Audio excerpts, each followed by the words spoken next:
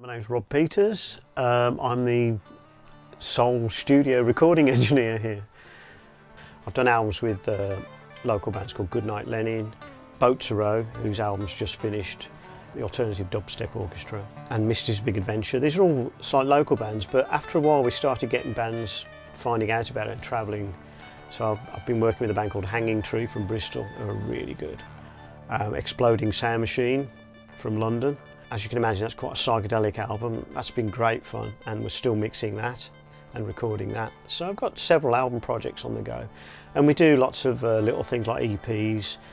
Well, we're still an old-fashioned analog studio. Basically, we have a live room in there, which I'll show you later, which is a great recording room, mainly for bands. Was put together by a guy called Bob Lamb, who was a drummer in the Steve Gibbons band, and consequently, Bob, with the live room, he made the drums sound the best they could, I think. That's one of the attractions to this place, is we get a great drum sound, and bands just love playing in that room.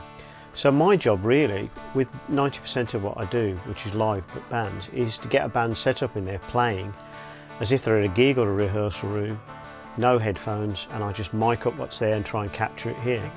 It then comes through this TIAC #1 analog desk, which was originally, I think it's 24 into 8 channels, because when Bob started the studio, he had an 8-channel recorder.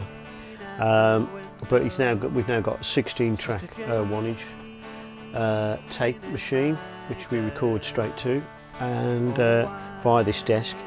And by using a submixer and running cables down the corridor, I can actually record 16 tracks live, whereas just going straight through the desk, you can only, because of the way it's channeled, you can only record 8 channels live. So we can do complete 16-track live recordings. Well, they basically just hear themselves in the room. They hear what they're doing off each other. If they want a bit of vocals or guide vocal, we have a little PA in there. I'll put a little of that in the PA.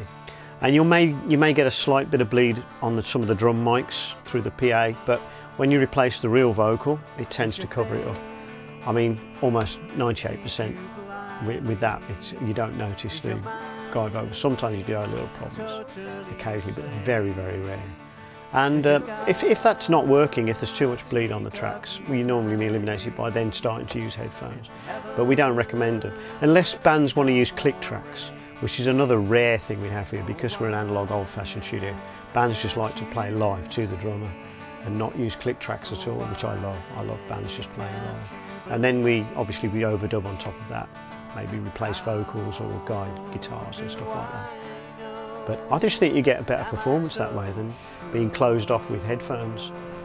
Well, I've got screens, which I'll screen it off, and if they can work around the screens and they're happy with that, then that works. Sometimes a band will come in there and can play completely live without screens. And I very rarely use condensers, except maybe on underneath the snare or over some overheads. Maybe even on the guitar amps, but with guitar amps, because you've got such a volume coming off the amp, it doesn't pick a lot of else up in the room. The difficulty is if bands want to keep a live vocal, and then I have to use a dynamic mic. Otherwise a condenser just picks up too much noise. But again, 9 times out of 10 I will replace the vocal with some nice Neumanns to record, so get a lovely, just a better, cleaner sound. Generate the energy and get the performance. That's the key for me, is getting the performance. I put performance above any technical requirements, I think, always. My favourite part probably for me is mixing from the tape into stereo through the desk again, and I love that. That's a really creative part. And there's no recall or saving on the mixes. You've got to do them as a performance. You've got to get it right.